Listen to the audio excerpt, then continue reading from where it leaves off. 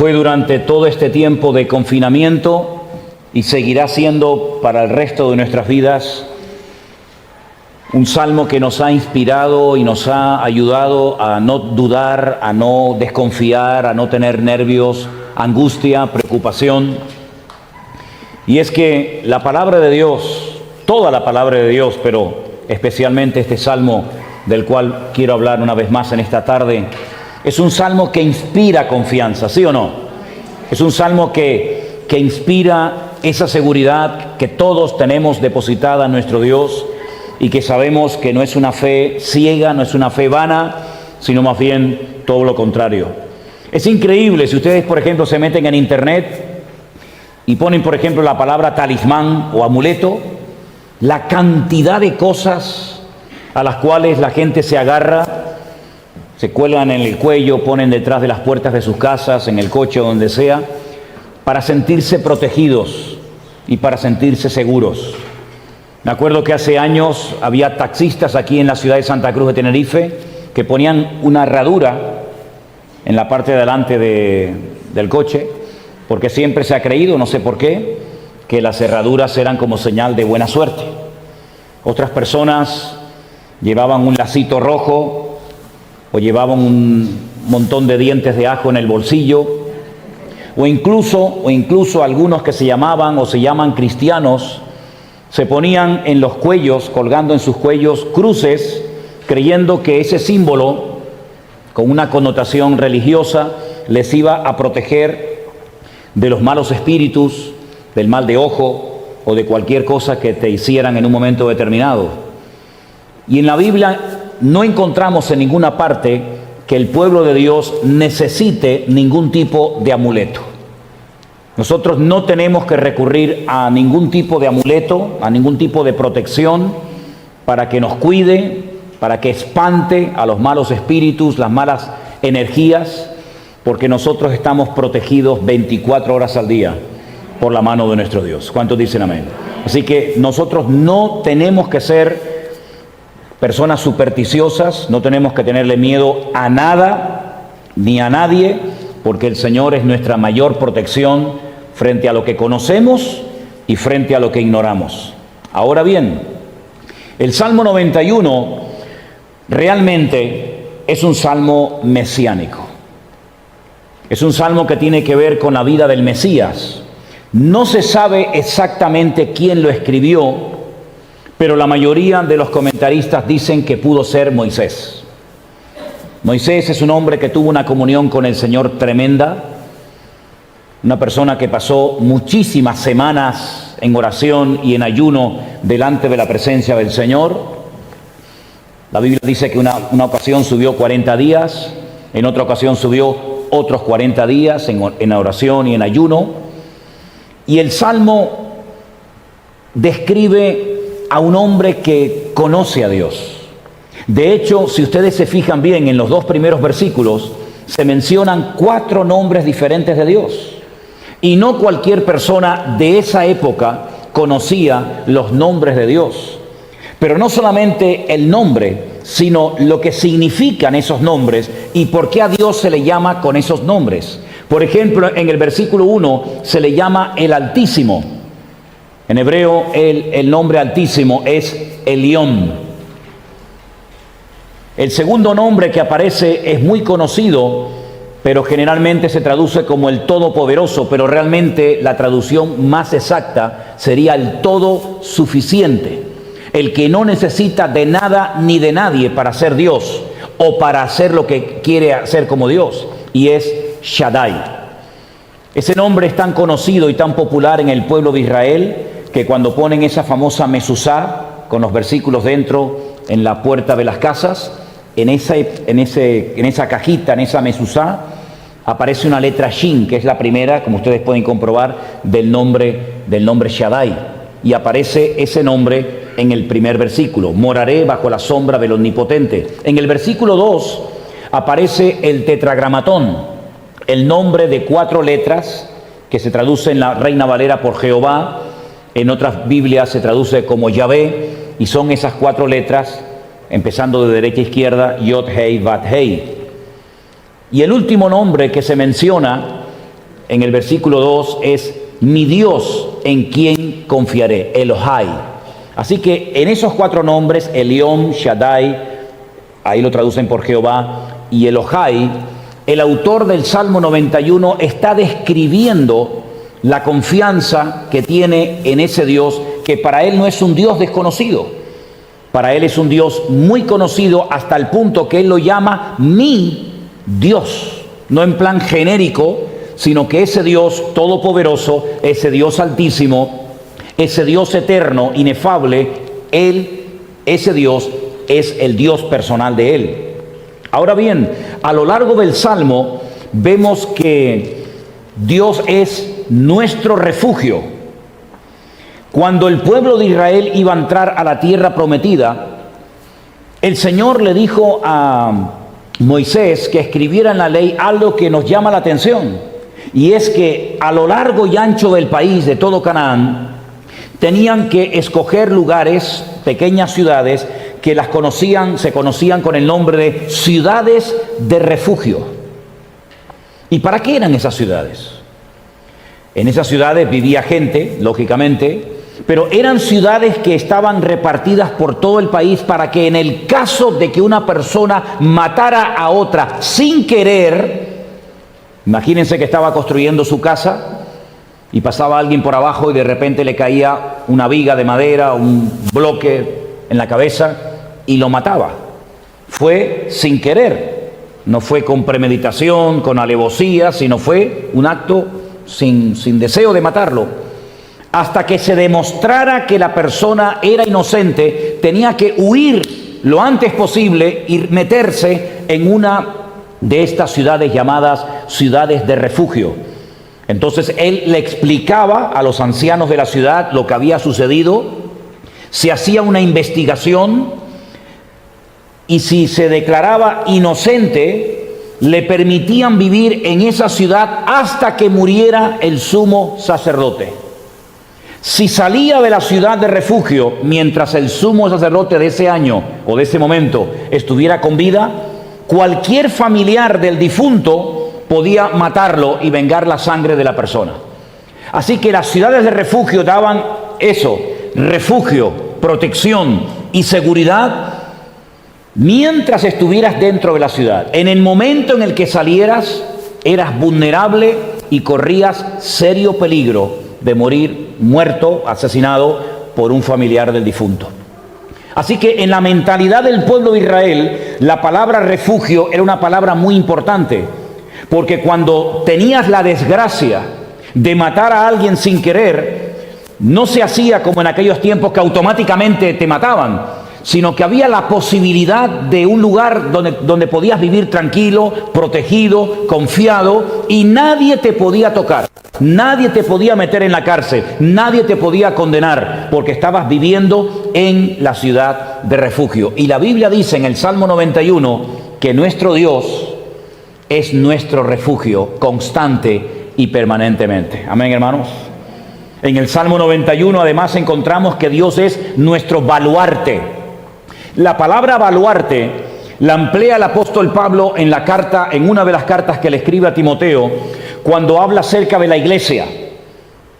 Quiero recordarles que una vez hablamos de un versículo que literalmente dice que la iglesia es columna y baluarte de la verdad. Un baluarte era una fortificación en forma pentagonal, lo más parecido, lo que podemos en este momento ver en el mundo, que nos demuestra cómo era un baluarte, es el famoso Pentágono que está en los Estados Unidos, en el estado de Washington, ¿verdad? Allí en Nueva York. Allí hay una construcción en forma de pentágono, y eso es lo que se llamaba un baluarte en la época del Imperio Romano. Ahí vivían los soldados romanos, ahí se protegían, ahí se resguardaban, y era un lugar de seguridad. Y la Biblia dice que la iglesia es un lugar de seguridad, de protección, es un baluarte para el pecador que viene buscando auxilio y ayuda y socorro en la casa de Dios, en la iglesia del Señor Jesús.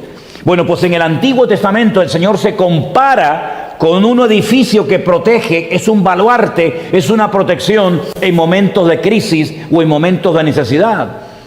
La Biblia compara a Dios con un escudo Y tal vez un escudo hoy en día, pues de poco sirva o prácticamente de nada. Pero en aquellos tiempos un escudo te podía salvar la vida. Prueba de ello, era tan importante un escudo que cuando el apóstol Pablo le escribe la carta a los hermanos de la iglesia de Éfeso, en el capítulo 6, cuando él describe la armadura del cristiano, ¿se acuerdan? Él dice, y sobre todo, tomad el escudo de la fe con el que podáis apagar todos los dardos de fuego del maligno.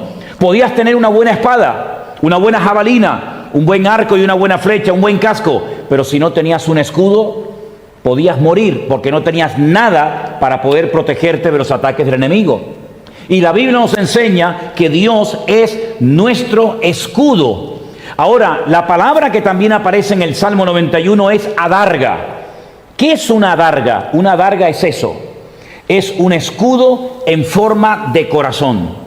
A lo largo de la historia, en todas las culturas, en todas las civilizaciones, ha habido escudos, redondos, escudos ovalados, escudos rectangulares, pero la adarga era un escudo que se hacía en un principio de cuero y después de metal, ¿verdad? De bronce o de hierro, y tenía esa forma así como de corazón. Dice la Biblia que Él es también ese tipo de escudo para nuestra vida. Él es el que nos protege, Él es el que nos cuida de enemigos físicos y de enemigos espirituales. Me llama la atención que hay 3 animales que se mencionan en el Salmo 91. El león, el áspid o la serpiente y el dragón, ese ser mitológico que siempre el dragón, siempre sea en el Antiguo o en el Nuevo Testamento, siempre representa y tipifica a Satanás, al diablo. La Biblia dice que aunque tengamos enemigos que pueden ser como el león, como la serpiente o como el dragón, el Señor ha prometido protegernos 24 horas al día. Por eso el Salmo 91, si tienes ataques de angustia, ataques de ansiedad, nervios, miedo, temor, a lo que sea, no pares de leerlo todos los días. Cada vez que te venga un ataque de esta índole, ponte a leer el Salmo 91 y te aseguro que es el mejor antídoto en contra de todas estas historias que en un momento determinado cualquiera de nosotros puede ser atacado de esta manera. Amén, hermanos. Ahora bien, en el Salmo 91, en el versículo 11, curiosamente es un versículo que Satanás en el desierto le citó al Señor Jesucristo. Cuando le dice, súbete al pináculo del templo, a lo más alto. Se calcula que el pináculo del templo tenía desde la punta hasta el suelo más de 100 metros de altura. Y le dice, súbete a lo alto del pináculo del templo, tírate abajo, no te va a pasar nada. Y le dice, pues a sus ángeles mandará acerca de ti que te guarden en todos tus caminos para que tu pie no tropiece en piedra. Una mala utilización de la palabra de Dios para hacer caer en tentación al Señor Jesucristo y hacer algo innecesario, hacer algo ridículo que no tiene ningún sentido, que se suba a lo alto de un edificio y se tire abajo para demostrar que la Biblia nos enseña que no podemos tentar a Dios, no debemos tentar a Dios. Y esto era un disparate, pero Satanás se mueve en lo absurdo, en lo ridículo, en lo disparatado, cuando la Biblia dice que Dios es nuestro culto racional. No perdemos el raciocinio, pero Satanás te lleva a hacer cosas ridículas, a hacer cosas absurdas, y todo aquello que no es racional no viene de parte de nuestro Dios. Ahora pueden ustedes discernir muchos de los disparates que se hacen y se dicen y se enseñan en las congregaciones, que no tienen nada que ver con el sentido común, ni tiene nada que ver con lo racional, ni tiene nada que ver con el orden, sino con auténticos disparates, con auténticas locuras, que en vez de darle gloria a Dios, lo que hacen es abrir la puerta al enemigo y se creen encima que es el gran mover del Espíritu Santo de Dios. Increíble. Ahora bien, leyendo el versículo en original, en el versículo 11, la palabra ángeles aparece en plural, en el hebreo no. En hebreo no dice malachim, sino que en hebreo dice malahai. Y esa palabra se puede traducir de la siguiente manera: mi ángel, malach es ángel o enviado. Cuando alguna palabra hebrea termina en I, que sería la letra pequeñita, la yod, es pertenencia. Malach, malachai, mi ángel o mi enviado. Escuchen esta explicación que me parece muy interesante. En Jerusalén, todavía hasta el día de hoy, se pueden visitar dos estanques. Los dos, en los tiempos de Cristo, estaban dentro de la ciudad vieja, dentro de las murallas, que eran mucho más grandes que las que existen hoy en día, que son del siglo XV, mandadas a construir por Sulimán I. Las murallas de los tiempos de Cristo abarcaban la parte de abajo, parte del torrente de Cedrón, y entonces el estanque de Siloé estaba dentro de la ciudad, pero hoy en día está afuera, en un barrio árabe. El único estanque que está dentro de la ciudad vieja de Jerusalén es el famoso estanque de Betesda, que entrando por la Puerta de los Leones, la tienes ahí enseguidita. El Señor Jesucristo un día hizo un milagro en el estanque de Betesda a un paralítico que hacía 38 años que estaba esperando el supuesto movimiento del agua, porque decían que un ángel venía de vez en cuando y descendía. Y cuando movía el agua, el primero que se zambullía quedaba sanado, ya el segundo era demasiado tarde. Así llevaba este hombre 38 años esperando algo que nunca había ocurrido. No hay ni un solo ejemplo en la Biblia, ni fuera de la Biblia, que confirme que este relato era verídico. Simplemente era una leyenda que se había transmitido, y la gente, como veía la corrupción moral y espiritual del templo de Jerusalén, se iban al estanque de Betesda a esperar el movimiento del agua, y por cierto nunca se movía el agua, nunca descendía ningún ángel. Pero el Señor Jesucristo, el enviado del Padre, el malaj, el enviado por el Padre, por Dios, entra un día al estanque de Betesda y sana a un paralítico, y lo sanó instantáneamente. Pero otro día, caminando por las calles de Jerusalén, en Juan capítulo 9, dice que sus discípulos vieron a un hombre, y cuando lo vieron, le hacen una pregunta inmediatamente al Señor. Y la pregunta es: Señor, ¿quién pecó? ¿Este o sus padres, es decir, sus antepasados, para que este hombre naciera ciego, con las cuencas de los ojos totalmente vacías?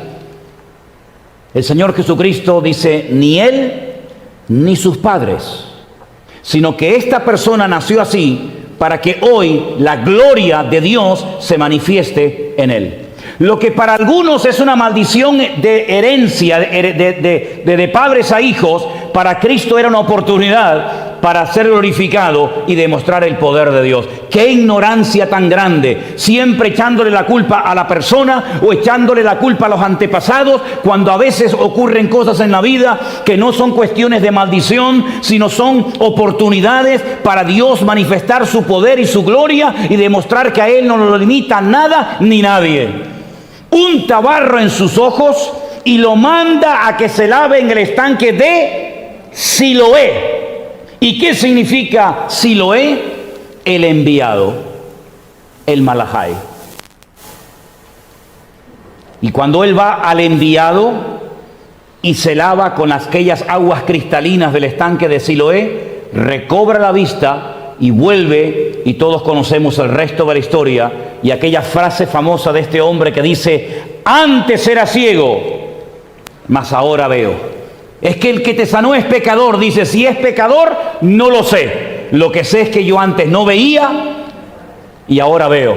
Y nunca se ha oído que ningún pecador le abra la vista a los ciegos. Y entonces cuando los judíos se enfadan con él, porque le dicen: ¿nos vas tú a hablar a nosotros? Y tienen que traer a sus padres, etcétera, etcétera. Qué interesante notar que en este salmo, en el versículo 11, al que Dios va a mandar para cuidar nuestra vida, no es a un grupo de ángeles, que estaría muy bien si el Señor mandara un grupo de ángeles para que nos tuvieran protegidos y custodiados durante todo el resto de nuestra vida. Pero es mejor lo que el Señor va a hacer. Él envió a su Hijo unigénito al mundo. Él es el ángel, Él es el enviado del Padre para que esté con nosotros y en nosotros para siempre, todos los días hasta el fin del mundo. Y Él acampa alrededor de nosotros, nos defiende y nos protege. Por eso es que el miedo que es una de las armas favoritas que al diablo le gusta muchísimo utilizar en contra de los hijos y de las hijas de Dios, puede ser destruido, puede ser neutralizado y puede desaparecer sabiendo que el enviado de Dios, el Malahai de Dios, el Hijo de Dios mismo en persona, se dedica a cuidarnos, a protegernos de lo que conocemos y vemos y de lo que ignoramos y nuestros ojos no pueden ver, porque el Señor ha prometido cuidarnos y protegernos todos los días de nuestra vida. ¿Cuántos dicen amén? Por eso podemos dormir con la luz apagada. Y por eso no tenemos que tener miedo de que alguien se haya metido debajo de la cama. Qué casualidad con todas las camas que hay en el mundo que siempre se meten debajo de la tuya. Hay millones de camas, pero siempre está el malo, el hombre del coco, el del saco, siempre está debajo de la tuya. Mira que hay camas en el mundo, Pues la Biblia nos enseña que Él es el que nos protege, Él es el que nos cuida, Él es el que nos sana, Él es el que nos ayuda. Es decir, en Cristo lo tenemos absolutamente todo. Ahora, fíjate qué curioso. En este capítulo dice que bajo su sombra podemos estar tranquilos. La sombra en el desierto es fundamental. Te puedes deshidratar así, en segundos, en minutos, si no encuentras rápidamente agua y una sombra bajo la que cobijarte. Cuando vamos al desierto de Judea, me gusta llevar a los hermanos a un lugar donde hay un solo árbol en medio del desierto. No hay más. Yo lo llamo a ese árbol mi amigo Sansón. Siempre está verde, todo alrededor está seco, un calor terrible. Pero cuando te vas acercando al árbol salen cientos y cientos de pajaritos que se meten ahí bajo la sombra de ese pobre árbol para protegerse del calor del día. Y por la tarde, los pastores que están de paso ponen un ratito a sus ovejas o a sus cabras debajo del árbol para que se refresquen un poco antes de emprender el viaje de vuelta al aprisco, al redil, donde tienen que pasar la noche. En el desierto dice la Biblia que el Señor era una sombra para su pueblo. Ahora, no estamos hablando de una docena de personas. No estamos hablando de un pequeño grupo de personas que con unos paraguas se podían proteger del calor abrasador del desierto. Estamos hablando de una multitud de miles, de millones de personas. Y dice la Biblia que durante el día el Señor era sombra para que su pueblo estuviera protegido, como un paraguas gigante que protegía a toda la nación. Pero todo el mundo sabe que durante la noche en el desierto hay muchísimo frío. No importa que durante el día tuviéramos 48, 50 o más grados de temperatura, por la noche cae en picado la temperatura y tienes que encender un fuego porque hace un frío tremendo. Y por la noche dice la Biblia que el Señor hacía una columna de fuego tan inmensa que el pueblo estaba totalmente calentito y protegido durante la noche del frío del desierto, y además las fieras estaban, digamos, sin poder entrar dentro del campamento gracias a aquella protección sobrenatural de parte del Señor. El Señor se compara con una sombra bajo la cual te puedes poner, sentarte y descansar tranquilamente. Para los judíos, la sombra fue algo muy importante durante muchos años, pero ellos comparan esa palabra, la sombra, Betzel, la comparan con unas carpas que construyen durante una semana, que se llama la Sukkah, y se meten dentro de ellas, hoy en día también, para recordar que sus antepasados fueron nómadas en el desierto durante 40 años. Y curiosamente hacen como un juego ahí numérico de números y de letras, porque la palabra Sukkah en hebreo, el valor numérico es 91, y 91 es el salmo que leemos cuando estamos cansados, cuando estamos nerviosos, cuando estamos angustiados. Leemos el Salmo 91 e inmediatamente fluye la paz del Señor, inunda toda la casa, todos los rincones de nuestra vida, espíritu, alma y cuerpo. Y repito, es como un bálsamo, es como cuando tienes un dolor terrible de cabeza, que te dan un sobrecito de algo, te dan una pastilla y al rato ves que se va y se fue el dolor de cabeza o de muela o de oído o de lo que sea.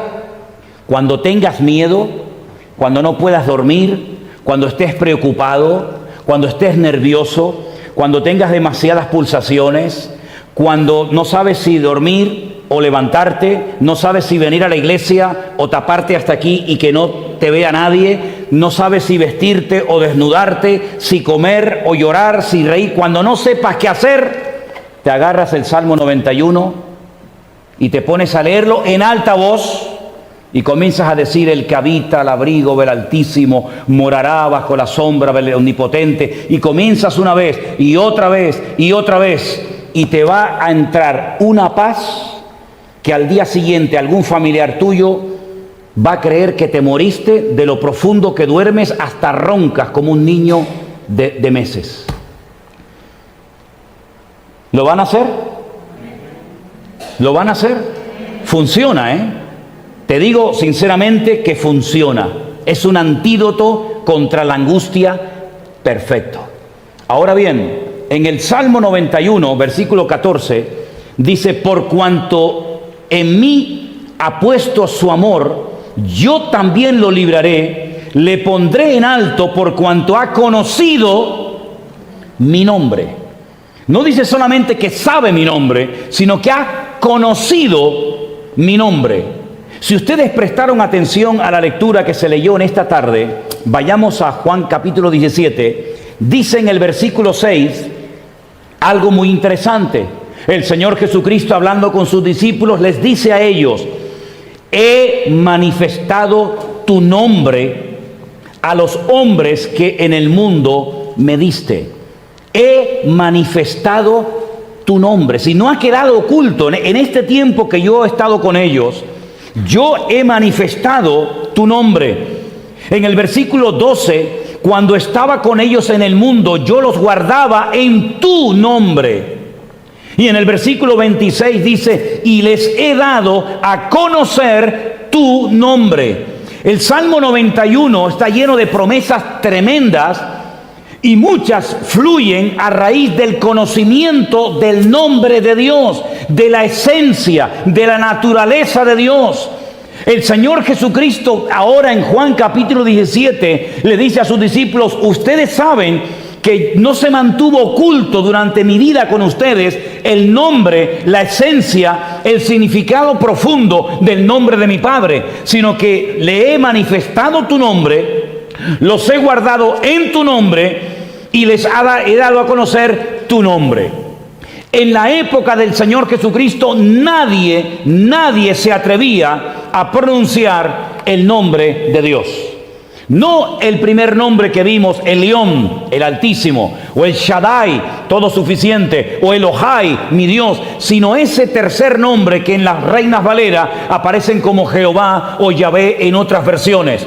Esas 4 letras consonantes, ninguna vocal, nombre impronunciable, que solamente una vez al año, escuchen bien, solamente una vez al año, el sumo sacerdote, aquel que iba con aquellas vestiduras, ¿verdad?, con piedras preciosas y todo aquello, cuando salía del lugar santísimo, después de haber presentado el sacrificio por toda la nación, salía y con sus manos levantadas hacía la famosa bendición sacerdotal: el Señor te bendiga y te guarde y haga resplandecer su rostro sobre ti. Esa oración que ya conocéis, esa bendición. Y ese día, esa persona, solamente una vez al año, se atrevía a pronunciar el nombre de Dios.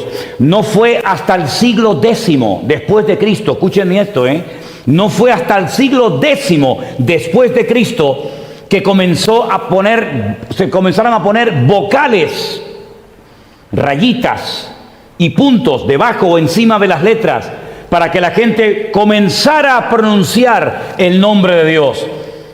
Y la primera letra que le pusieron para que suene ya, la primera letra para que suene sílaba ya, fue tomada de la primera letra del nombre Adonai. Esa A corta, esa A breve, se le añadieron como una rayita debajo a la yod para que pudieran saber que el nombre de Dios empezaba por ya.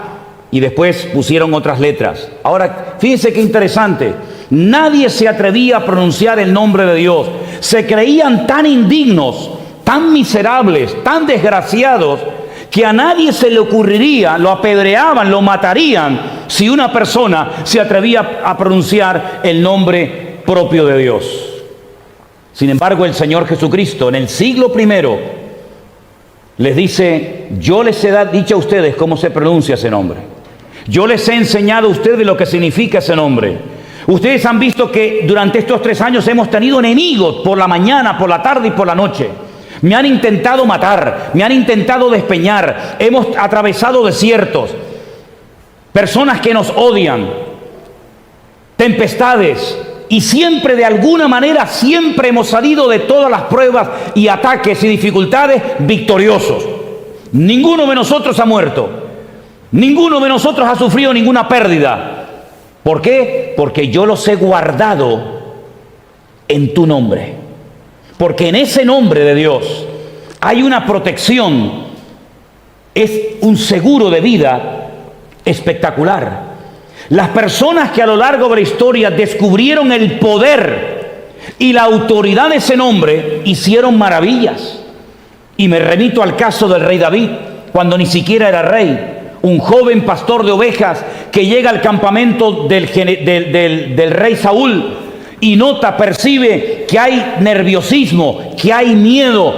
Él le lleva comida de parte de su padre, de sus hermanos, y él se informa y le dicen que el enemigo llamado Goliat todas las mañanas lleva ya 40 días amenazando al pueblo. Y tiene al pueblo atemorizado. Ha sido un bombardeo día tras día, semana tras semana, que el pueblo ya ni se mueve.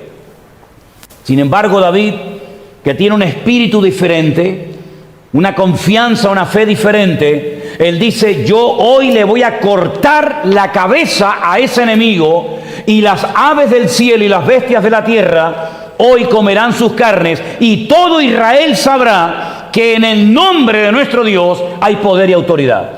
Y él fue no con ejércitos, no con jabalina, sino él fue en el nombre de su Dios. Y en ese nombre derrotó al gigante Goliat. Y fue en el nombre de Dios que Elías hizo descender fuego del cielo y avergonzó el culto a Baal. Y es en el nombre del Señor Jesucristo, que es el nombre sobre todo nombre, que toda rodilla se doblará y toda lengua confesará que Dios es el Señor, para gloria de Dios Padre. ¿Cuántos dicen amén? Por lo tanto, el nombre que Dios nos ha dado es para usarlo. No tenemos que tener ningún miedo. Al contrario, de utilizar para la gloria del Señor su nombre. Es más, el Señor Jesucristo dijo: para que mi Padre sea glorificado, pidan lo que quieran en mi nombre, y de esa manera mi Padre va a ser glorificado. A veces parece como que tenemos que pedir que alguien, digamos, que nos apoye, o tener un nombre de alguien que nos respalde. Hermano, el mejor respaldo, el mejor aval que tenemos en esta vida para hacer cualquier cosa para su gloria y honra es el nombre de nuestro Dios. Y en ese nombre hay poder, y en ese nombre hay autoridad. Él dijo el día que se despidió de sus discípulos: en mi nombre echaréis fuera demonios. Porque esos dragones, esas serpientes, esos leones, esos enemigos que no conocemos ni vemos, todos han sido derrotados y vencidos en el nombre de nuestro Señor Jesucristo. Por eso, mis queridos hermanos, el Salmo 91 es un salmo extraordinario. No es un amuleto, ¿verdad? No vamos a poner ahora la Biblia abierta por el Salmo 91 encima de la mesita de noche para que nos proteja durante la noche. No, eso es superstición. Así no es, eso no es correcto. O voy a abrir el Salmo 91 y me lo voy a poner así en mi pecho y me voy a quedar dormidito, y así el enemigo no me va a poder... No recurras a historias raras. Nos están escribiendo en estos días y llamando gente de muchas partes del mundo, porque se ha puesto de moda el enterrar Biblias en ciertos y determinados lugares. ¡Qué sacrilegio enterrar Biblias! Madre mía, arrancar hojas de la Biblia, salmos, y ponerlas en ciertos y determinados lugares para santificar los lugares. Eso es brujería. Eso nunca lo hicieron los discípulos. Nosotros no tenemos que estar enterrando Biblias por los terrenos, ni por las casas, ni por ninguna parte. La palabra de Dios no se escribió para que la rompiéramos y para que la enterráramos bajo tierra. La palabra de Dios se escribió para que conociéramos la voluntad de Dios y para que predicáramos su palabra a todo el mundo. Pero es tan grande a veces la ignorancia, la locura, el disparate de la gente, creyendo que están haciendo algo nuevo, algo novedoso. No se dan cuenta de que es un insulto a la palabra de Dios enterrar la Biblia, arrancar hojas de la Biblia y meterlas en sitios, ¿verdad?, para santificar y para cuidar el lugar. Mis queridos hermanos, la mejor protección la tenemos dentro de nosotros. Él está dentro de nosotros, no lo vamos a perder nunca. Él ha prometido estar con nosotros porque somos el templo del Espíritu Santo de Dios todos los días, hasta el fin del mundo. No sabemos lo que va a pasar después del verano. A lo mejor nos vuelven a meter otra vez para adentro, Así que disfruten de estos cultos, disfruten de estas reuniones, porque no sabemos si en septiembre o en octubre otra vez tendremos que meternos en casa y tendremos otra vez que volver a las redes sociales, pero ya el Señor nos ha enseñado que con la puerta abierta o con la puerta cerrada, Él siempre estará con nosotros cada día hasta el fin del mundo. ¿Cuántos dicen amén? Ponte de pie conmigo en esta tarde, hermano. Dale gracias al Señor. Cierra tus ojos ahí donde estás. Dale muchas gracias al Señor. Porque al final del Salmo dice que el Señor le mostraría el resultado, el fruto de su trabajo, como dice Isaías 53, veré o verá el fruto de su aflicción y quedará satisfecho. Eso significa de que la cruz no fue un fracaso, como alguno dijo. Eso significa que la cruz no terminó con todo, sino fue el inicio de algo tremendo e imparable que nada ni nadie podrá detener jamás. Y es que el Evangelio del Señor Jesucristo se está predicando en todas las naciones de la tierra, y no importa lo que va a ocurrir en las próximas semanas o meses, lo importante es saber que Él está con nosotros y que no importa lo que ocurra, el Señor nos va a proteger. Cierra tus ojos y ahí donde estás, vamos a orar al Señor en esta tarde. Pon tu confianza en el Señor, no tengas ningún temor, no tengas ninguna duda que lo que Dios ha comenzado, Él lo va a terminar, mis queridos hermanos. El Señor va a cuidar de nuestra salud, de nuestra economía. El Señor va a proteger nuestras vidas. El Señor va a ayudarnos a seguir adelante en sus caminos. No tengas ningún temor. No te sientas sola en ningún momento, incomprendido, porque el Señor está con nosotros. Él sabe lo que es la soledad, Él sabe lo que es la traición, pero nunca se puso nervioso, nunca se afligió, hasta el punto de llegar a una desesperación total y absoluta. Fue afligido, es verdad, fue probado, fue tentado en todo, pero Él era el príncipe de la paz. Aleluya. Y a Él le damos en esta tarde toda la gloria y toda la honra. Bendito sea el nombre del Señor. Guárdanos, Señor, en el nombre de Jesús. Guárdanos, Señor, protégenos. Vela, Señor, y cuida nuestra salida y nuestra entrada para ahora y para siempre. Tú eres nuestro protector, Santo Jesús. Tú eres nuestro cuidador. Aleluya, te alabamos, Señor. Aleluya. Lo importante es no temer y mantener la fe. Dilo conmigo. Lo importante es no temer y mantener la fe. No tiene miedo. Aleluya. Miedo a perder nunca la fe. Aleluya. Al Rey del universo lo tenemos. El poder de Él nos protegerá. Lo importante no temer y mantener la fe. Lo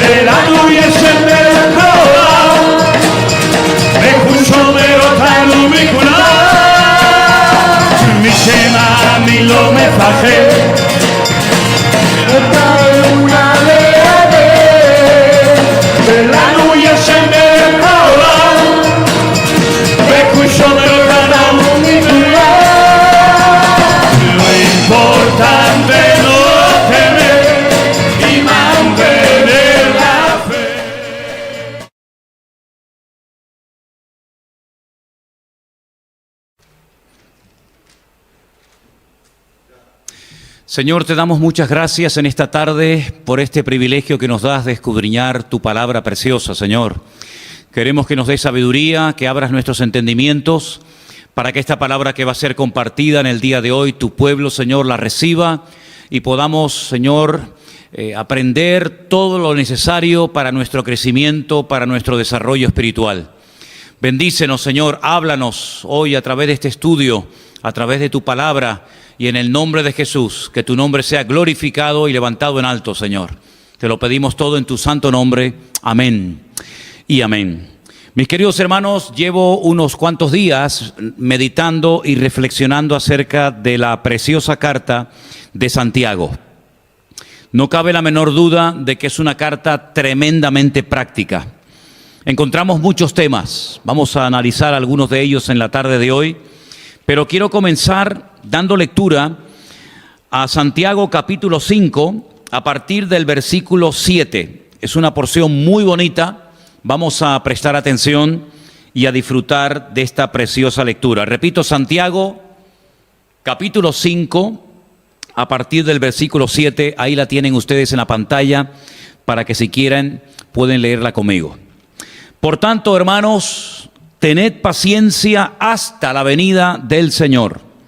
Mirad cómo el labrador espera el precioso fruto de la tierra, aguardando con paciencia hasta que reciba la lluvia temprana y la tardía. Tened también vosotros paciencia y afirmad vuestros corazones, porque la venida del Señor se acerca. Hermanos, no os quejéis unos contra otros, para que no seáis condenados. He aquí, el juez está delante de la puerta. Versículo 10, hermanos míos, tomad como ejemplo de aflicción y de paciencia a los profetas que hablaron en el nombre del Señor. He aquí tenemos por bienaventurados a los que sufren. Habéis oído de la paciencia de Job y habéis visto el fin del Señor, que el Señor es muy misericordioso y compasivo. Sobre todo, hermanos míos, no juréis ni por el cielo ni por la tierra, ni por ningún otro juramento, sino que vuestro sí sea sí y vuestro no, no, para que no caigáis en condenación. ¿Está alguno entre vosotros afligido? Haga oración. ¿Está alguno alegre? Cante alabanzas. ¿Está alguno enfermo entre vosotros? Llame a los ancianos de la iglesia y oren por él, ungiéndole con aceite en el nombre del Señor. Y la oración de fe salvará al enfermo, y el Señor lo levantará, y si hubiere cometido pecados, le serán perdonados. Confesaos vuestras ofensas unos a otros, y orad unos por otros, para que seáis sanados. La oración eficaz del justo puede mucho. Elías era hombre sujeto a pasiones semejantes a las nuestras, y oró fervientemente para que no lloviese, y no llovió sobre la tierra por 3 años y 6 meses. Y otra vez oró, y el cielo dio lluvia, y la tierra produjo su fruto. Hermanos, si alguno de entre vosotros se ha extraviado de la verdad, sepa que el que haga volver al pecador de su camino, salvará de muerte un alma, y cubrirá multitud de pecados. Leyendo la carta de Santiago, uno se da cuenta muy rápidamente de que era un gran conocedor del Antiguo Testamento, de las Sagradas Escrituras que los judíos aprendían desde temprana edad en las sinagogas. La carta es muy práctica, como ya digo, toca muchísimos temas.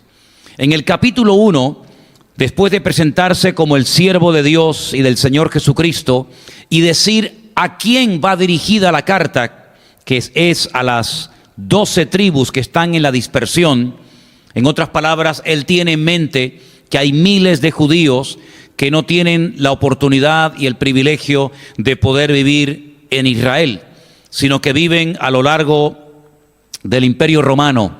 Y a esas tribus, a esos compatriotas que están en el exilio, en la diáspora, es a los que dirige Santiago su carta. Por supuesto, muchos de ellos eran ya convertidos, conocían al Señor y sabían perfectamente, digamos, quién era el Señor Jesucristo, cómo había cumplido las Escrituras, etcétera, etcétera. Una vez hecha la presentación, Santiago toca en el capítulo 1 tres temas de vital importancia. Número 1, la necesidad de pedir con fe y de pedir sabiduría al Señor en el caso de que reconozcamos o necesitemos sabiduría para tomar una decisión o para cualquier otro asunto de la vida. En segundo lugar, toca el tema de las pruebas. Da por hecho de que todo creyente va a ser probado tarde o temprano. De hecho, los destinatarios de su epístola ya están siendo probados. Y ya muchos cristianos a estas alturas estaban siendo perseguidos y muchos habían también dado su vida por el Señor Jesucristo. Por lo tanto, él toca el tema de las pruebas y le dice a los destinatarios de su carta y por lo tanto también a nosotros hoy en día, ¿verdad?, la actitud correcta que tenemos que tener cuando el Señor nos esté probando. Y finalmente en el capítulo 1 también toca un tema muy importante: llevar a la práctica la palabra, lo que él llama ser hacedores de la palabra, no tan solamente oidores. ¿Por qué él enfatiza la importancia de trasladar a la práctica la palabra, el conocimiento adquirido? Porque él pertenece a un pueblo que desde muy pequeñitos están memorizando capítulos y capítulos, libros enteros de la palabra de Dios. Y él sabe perfectamente que muchos de sus compatriotas tienen un tremendo conocimiento de la palabra, pero que puede ser que a la hora de la verdad todo ese conocimiento no lo hayan llevado al terreno de la práctica. Por lo tanto, él enfatiza que hay que oír, hay que prestar atención, pero también, sobre todo, hay que llevar a la práctica todo el conocimiento adquirido. Como decían estos días en uno de los devocionales, ¿de qué sirve que sepamos que tenemos que perdonar si cuando llega la hora de la verdad no practicamos el perdón? ¿De qué sirve saber que hay que orar y vivir una vida consagrada y comprometida sirviendo al Señor con una buena actitud ante las pruebas, si cuando llega el momento de la verdad no trasladamos todo ese conocimiento adquirido al terreno de la realidad? Por eso Santiago enfatiza mucho el hecho de que sí, hay que oír, y gloria a Dios por los que oyen, gloria a Dios por los que conocen. Gracias damos al Señor por las personas que saben mucho de la Biblia, pero también tenemos que orar, no solamente para tener mucho conocimiento en nuestras mentes, sino también para que el Señor nos ayude y nos dé sabiduría para poder trasladar a todas y a cada una de las áreas de nuestra vida ese conocimiento adquirido. Si vamos más adelante al capítulo 2, él toca un tema muy importante y pone algunos ejemplos. Él habla acerca de la parcialidad, de no tratar a unos mejor que a otros. En una congregación, en una iglesia, hay todo tipo de personas. Habrán personas pudientes, habrán personas menos pudientes, habrán extranjeros, habrán personas nativas de ese país, habrán personas de una raza, de otra raza, etcétera, etcétera. Lo que la palabra de Dios nos enseña, que nosotros no podemos tratar con favoritismo a unas personas en perjuicio de otras, sino que tenemos que tener el corazón que Dios tuvo y tiene, de que de tal manera amó Dios al mundo. Y ahí entran todos, ricos, pobres, blancos, negros, latinos, anglosajones, etcétera. De tal manera que el creyente tiene que tener el corazón del Señor Jesucristo. Es una lástima ver cómo a veces hay congregaciones que son para negros, o congregaciones que son para blancos, o congregaciones que son para un cierto tipo de personas con un estatus y con un nivel social o cultural o económico más elevado que otros. La Biblia nos habla acerca del peligro que podemos correr cuando tratamos a unas personas mejor que a otras, por lo que ofrendan, por lo que son, por lo que dan, etcétera, etcétera. Eso nunca se debe dar en una congregación que se llame iglesia cristiana. También este personaje, este autor de esta carta, Santiago, toca un tema de vital importancia y lo toca con una sabiduría extraordinaria, y es el tema de la fe y de las obras. No hay una competencia entre una cosa y otra, sino que Santiago sabe perfectamente que una fe sin obras, sin fruto, es una fe muerta. No está reñido a la enseñanza de Santiago con la que el apóstol Pablo da en sus epístolas, donde parece que él enfatiza mucho el tema de la fe y tal vez menos el de las obras. Y da la impresión de que Santiago enfatiza mucho las obras y poco la fe. No es realmente así, sino que ambos autores, ambos siervos de Dios, se complementan en su enseñanza. La fe es algo muy importante. Dice la Biblia que por gracia sois salvos por medio de la fe. Y esto no de vosotros, pues es don de Dios. Pero esa fe que nos ha permitido invocar el nombre de Cristo y ser salvos, pasar de muerte a vida, no puede quedarse única y exclusivamente en el hecho de que ahora sí soy cristiano, ahora comienzo a crecer y a madurar, ahora comienzo a adquirir un conocimiento, pero luego a la hora de la verdad no hay un cambio, no hay un fruto, como hablábamos hace unas semanas atrás. La importancia del fruto. El mismo Señor Jesucristo dice que el que lleva fruto lo limpiará para que lleve más fruto todavía. ¿Y qué fruto es el que tenemos que dar? ¿Qué es lo que el Señor espera que nosotros demos? ¿Qué es lo que se tiene que manifestar en la vida de cualquier hombre y mujer que ha nacido de nuevo? El fruto del Espíritu. ¿Y dónde puedo encontrar las características, las manifestaciones del fruto del Espíritu en la vida de un creyente? En la carta que el apóstol Pablo le escribe a los Gálatas. En el capítulo 5, los versículos 22 y 23. Léanlos por favor. Repito, Gálatas 5, versículos 22 y 23. Pablo dice: mas el fruto del Espíritu es... Y ahí menciona 9 características diferentes acerca de el fruto del Espíritu Santo manifestándose en la vida del creyente. Así es que él habla de las obras, él habla de la fe. Es como el árbol, como el fruto de dicho árbol, y una cosa no está en competencia ni en rivalidad con la otra. Más adelante hay un capítulo muy interesante donde vemos el poder de la palabra. El capítulo se titula La lengua. Quiero leer algunos versículos de este hermoso capítulo 3 de Santiago. Versículo 1. Hermanos míos, no os hagáis maestros muchos de vosotros, sabiendo que recibiremos mayor condenación. Porque todos ofendemos muchas veces, todos. Si alguno no ofende en palabra, este es varón perfecto, capaz de refrenar todo su cuerpo. He aquí nosotros ponemos freno en la boca de los caballos para que nos obedezcan, y dirigimos así todo su cuerpo. Mirad también las naves, aunque tan grandes y llevadas de impetuosos vientos, son gobernadas con un muy pequeño timón, por donde el que quiere las gobierna. Así también la lengua es un miembro pequeño, pero se jacta de grandes cosas. He aquí cuán grande bosque enciende un pequeño fuego. La lengua es un fuego, un mundo de maldad. La lengua está puesta entre nuestros miembros y contamina todo el cuerpo, inflama la rueda de la creación, y ella misma es inflamada por el infierno. Porque toda la naturaleza de bestias y de aves y de serpientes y de seres del mar se doma y ha sido domada por la naturaleza humana. Pero ningún humano, ningún hombre puede domar la lengua, que es un mal que no puede ser refrenado, lleno de maldad. Con ella bendecimos a Dios, Dios Padre, y con ella maldecimos a los hombres que están hechos a imagen y semejanza de Dios. De una misma boca proceden bendición y maldición. Hermanos míos, esto no puede ser así.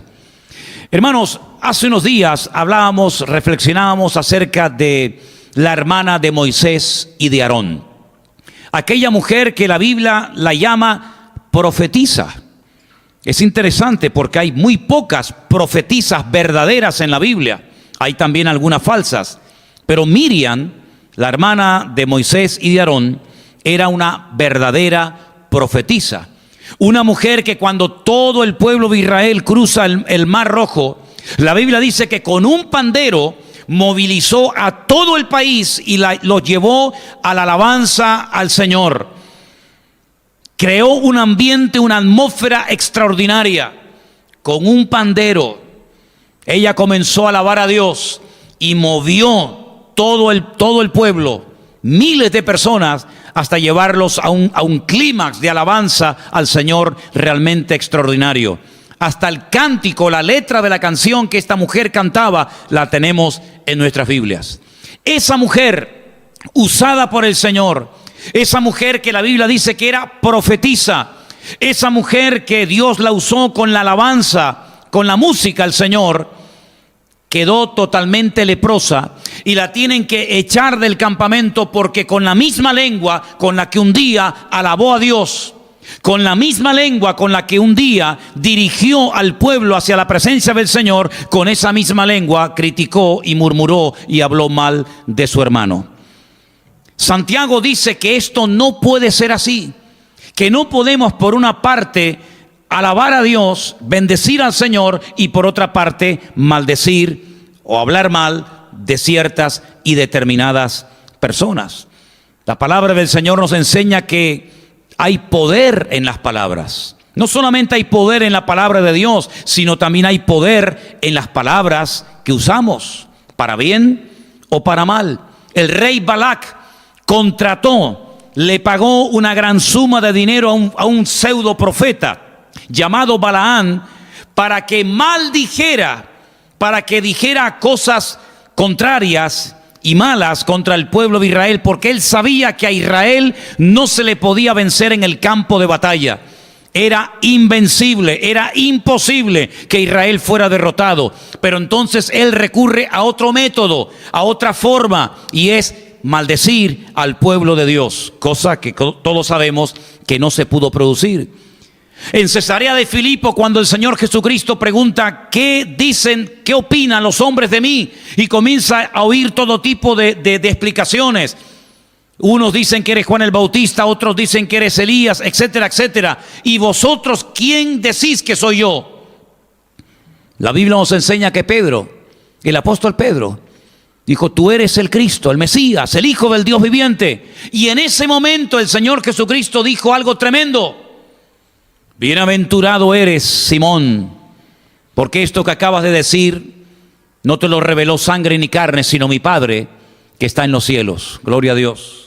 A los pocos días, cuando el Señor Jesucristo anuncia que tiene que ir a Jerusalén y que lo van a crucificar y que va a ser rechazado, etcétera, etcétera, el mismo hombre que días atrás había dicho: tú eres el Cristo, el Hijo del Dios viviente, ese mismo hombre, con esa misma boca, con esa misma lengua, dice: de ninguna manera, Señor, te acontezca esto. Y el mismo Señor Jesucristo, que lo había alabado días atrás, ahora dice: apártate de mí, Satanás.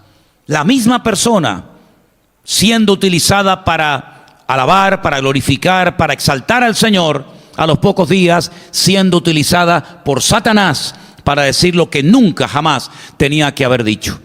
Queridos hermanos, qué sabiduría, qué control tenemos que tener y pedirle al Señor cada día para que con nuestra boca solamente hablemos lo que tenemos que hablar y glorifiquemos al Señor.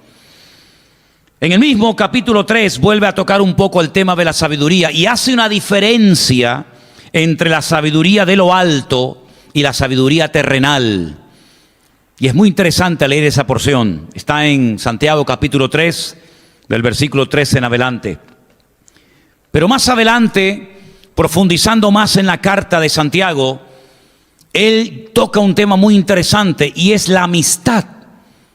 El ligarse con las cosas terrenales. El dejarnos atrapar por la corriente de este mundo. Miren, no de ahora, de un tiempo a esta parte, sino que siempre ha habido sistemas, siempre ha habido como una serie de normas, de costumbres, de tradiciones, etcétera, que envuelven al hombre, que seducen al hombre para llevarlo a un nivel o a un estilo de vida totalmente opuesto, antagónico al que enseña la palabra de Dios. Lo podemos ver en el Antiguo Testamento, en la época del rey Nabucodonosor, cuando intentó desprogramar a aquellos jóvenes que se había llevado cautivos a Babilonia, cambiándoles el nombre, enseñándole otra cultura, otro idioma, otra religión, etc. Lo vemos en Egipto cuando Faraón intenta también manipular y cambiar la mentalidad, el chip de la gente en aquella época. Lo hemos visto siempre. Y estamos viendo también en los últimos años, en las últimas décadas, cómo hay como un intento, a veces descarado, otras veces sutil, camuflado, de querer enseñarle a la gente cómo tienen que ser, cómo tienen que pensar, cómo tienen que vestirse, cómo tienen que reaccionar. Es increíble ver cómo hay todo un sistema apoyado por las redes sociales, por los medios de comunicación, por los artistas, por los pintores, por el teatro, por el cine, por la televisión, que siempre intentan, consciente o inconscientemente, llevar al hombre a un estilo de vida que no tiene nada que ver con lo que Dios nos enseña en su palabra. Y Santiago dice: cuidado con caer en las redes y en las ofertas y en las trampas de este mundo que intentan manipular tu personalidad, que te dicen cómo tienes que ser y cómo no tienes que ser. Por eso tenemos que conocer bien los principios de la palabra de Dios y tener criterio propio y tener las ideas claras. Por eso enfatizo cada día de mi vida: por favor, lean la Biblia, lean la palabra, no se dejen manipular, no se dejen arrastrar por la corriente de este mundo, no hagan alianza, no se casen con nada ni con nadie, sino que ustedes tienen que saber qué es lo que Dios pide de tu vida. ¿Y cómo puedo saber lo que Dios pide de mí? ¿Cómo puedo saber cuál es la forma de vida que el Señor quiere que yo viva? Leyendo su palabra. La palabra es un mapa.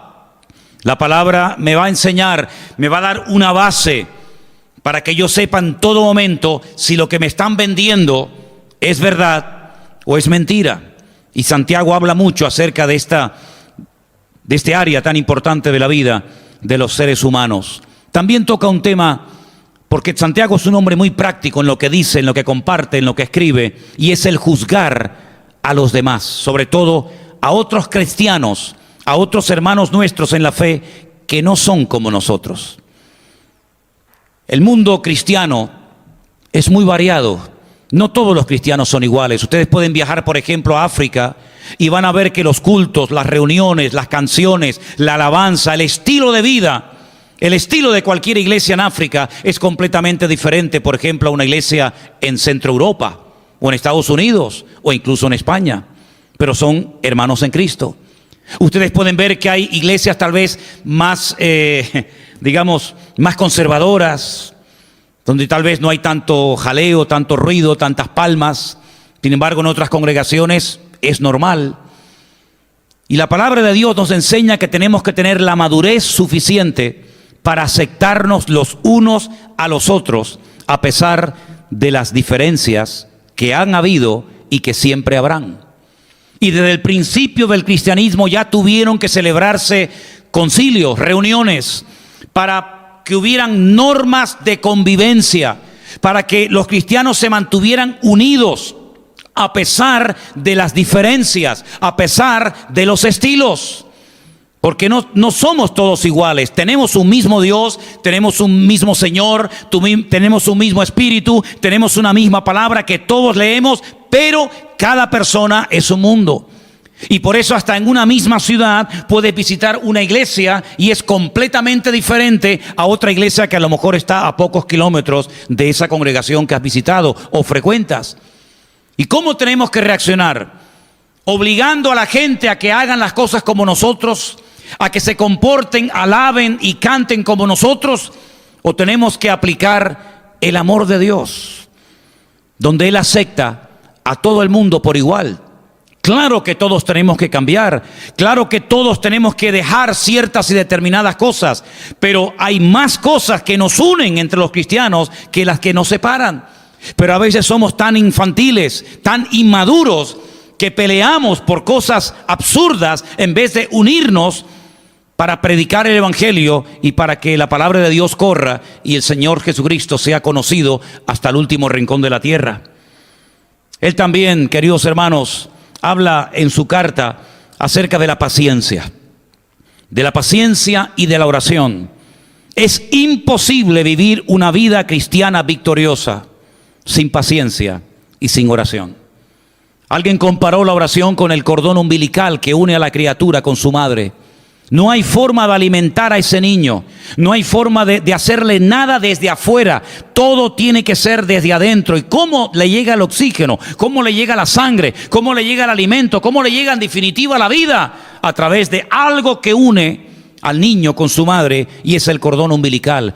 Y hermanos, nosotros podemos cantar, pero la base del cristianismo, lo que va a fomentar nuestra comunión con el Señor, no es lo que cantamos, sino que hay un cordón umbilical, hay algo que nos permite tener comunión con Dios y Él tener comunión con nosotros. Y ese cordón umbilical, si me permiten, es la oración.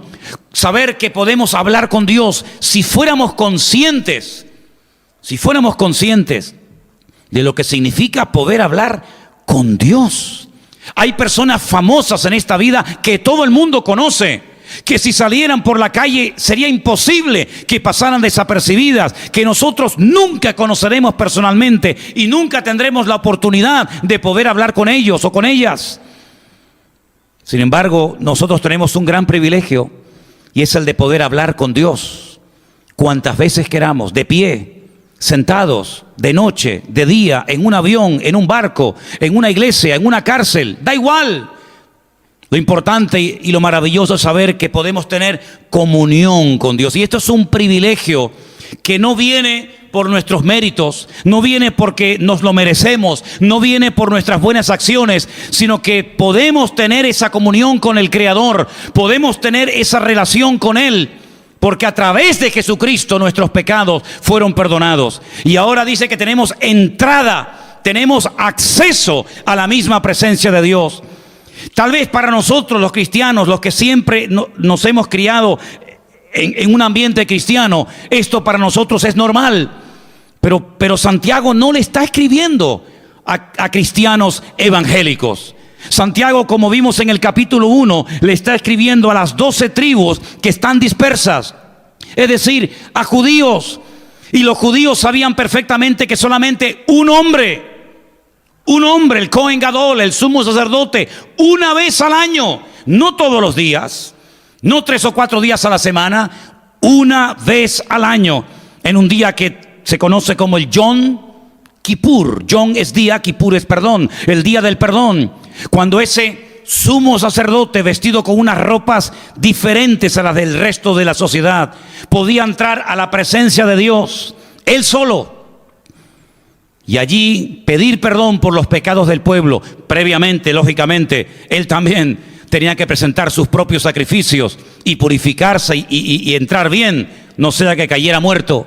Y luego salía y con sus manos levantadas daba la famosa bendición sacerdotal que todos conocen ya de memoria, y el pueblo se volvía a su casa hasta el año siguiente. Un solo hombre, una vez al año. Sin embargo, hoy, en cualquier momento, en cualquier parte, una persona que lleve 50 años en una congregación, una persona recién convertida, un niño de la escuela dominical, un joven recién convertido, cualquier persona que tiene a Cristo en su corazón tiene libertad, tiene acceso a la presencia de Dios y puede hablar con Él cuantas veces quiera, sin intermediarios, porque la Biblia dice que solamente hay un intermediario, un mediador, un intercesor entre Dios y los hombres. Lo dice la Biblia, y ese nombre es Jesucristo. Eso es un privilegio realmente extraordinario. Pero no significa que la oración es una especie de llave maestra que con la oración todo lo consigo. Porque él, por ejemplo, dice algo muy interesante. Yo quiero volver a leerlo. Santiago capítulo 5, versículo 17. Elías, fíjense que él menciona a Job. Por eso dije al principio que es un gran conocedor de las escrituras del Antiguo Testamento. Él dice, Elías era un hombre sujeto a pasiones semejantes a las nuestras. ¿Por qué dice esto? Porque los destinatarios tienen que saber que Elías no era un Superman, que Elías era un hombre con tentaciones, con limitaciones, con defectos, con pasiones, dice, semejantes a las nuestras.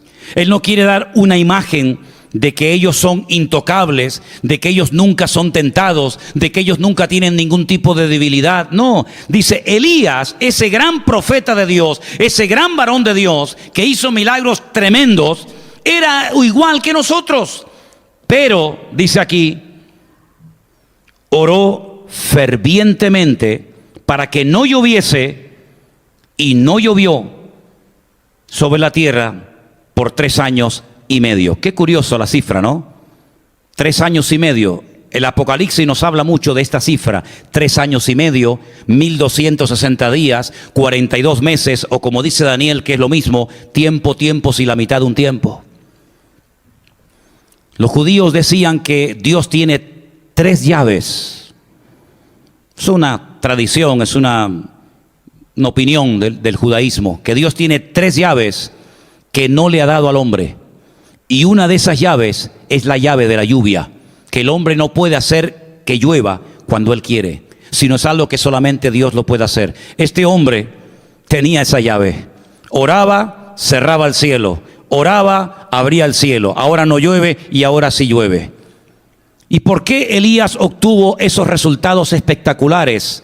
Porque dice que oró fervientemente. Y añade, porque la oración eficaz, no la oración a secas, sino la oración eficaz del justo puede mucho. Y la pregunta es, si la oración eficaz del justo puede mucho, y nos está poniendo el ejemplo de Elías, ¿cuál es esa oración? ¿Qué tipo de oración es la que la Biblia considera una oración eficaz? Es decir, una oración que ha obtenido o que obtiene resultados. Es que la oración tiene que tener una serie de ingredientes, permítame la palabra. La oración tiene que tener una serie de condiciones para que sea eficaz y obtenga resultados positivos. Uno de ellos es que se ore conforme a la voluntad de Dios. Porque si Dios no quiere concedernos algo, por más que ores, por más que patalees, Dios no tiene ninguna obligación de darnos lo que Él no quiere darnos. Por lo tanto, nosotros nos sometemos a la voluntad de Dios, porque yo con mi voluntad, con mis caprichos, con mis deseos, me puedo equivocar. Pero la voluntad de Dios es perfecta, aparte de otras muchas cosas. En segundo lugar, no nos presentamos como ellos se presentaban, y todavía muchos se presentan poniendo delante de la mesa sus, cosas buenas, sus acciones, su currículum espiritualmente hablando, ¿verdad? Sus méritos, sino que decimos, Señor, no somos dignos, pero por tus méritos yo tengo la libertad de venir a tu presencia y de orar. Oramos en el nombre de Jesús y otras muchas características. Es decir, la carta de Santiago, alguien la ha comparado, y no está equivocado el que dijo tal cosa, parece como el libro de Proverbios. Saben, conocen el libro de Proverbios, ¿verdad? Ese libro que escribió el rey Salomón, que habla de todo, prácticamente de todo, un poco desordenado, ¿verdad? Pero prácticamente habla de todo. Santiago casi es igual.